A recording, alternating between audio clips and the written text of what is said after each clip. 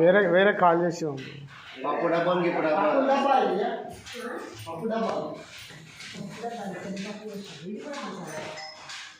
ఇంటి దాకా వచ్చింది బాగానే అది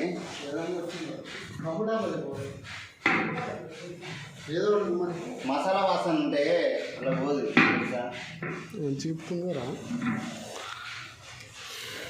అందుకు చెప్పేది బుస కొడుతుందా? చేయి పెడతాడు.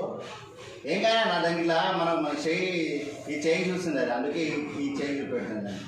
అర్థమైందా?